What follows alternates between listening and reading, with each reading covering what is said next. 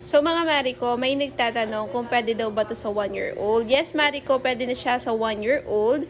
Basta, Mariko, ito ay pang-unang lunas lang, hindi po ito gamot ha. Paalala ko lang siya. So kung nakikita nyo malala na yung mga baby nyo, isugod nyo na sila sa hospital. Pero kung kagaya namin kayo na malayo pa yung sa hospital, tapos nagtatait-suka na yung mga anak nyo, sorry, ay pwede nyo silang painumin ito. So after 1 hour, ipares nyo muna yung tummy ni baby. Tapos after 1 hour, pwede nyo na siyang painumin ito.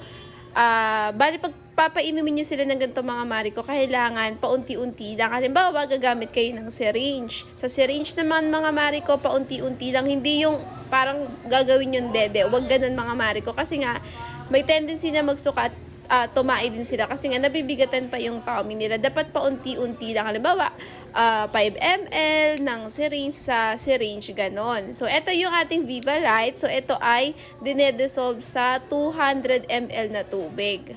So, meron namang isa nito is yung ready na. So, pwede siyang inumin, pero ako kasi mas maganda yung ganito kasi nai-stack ko siya. Kasi ata yung juice na naka-ready na, parang 24 hours lang ata yung lifespan nun. So, ito kasi, pwede mo siyang i-stack sa ref. So, ayun mga Mariko, sana nakatulong ulit itong ating video. Kung may tanong pa, mag-comment lang po kayo.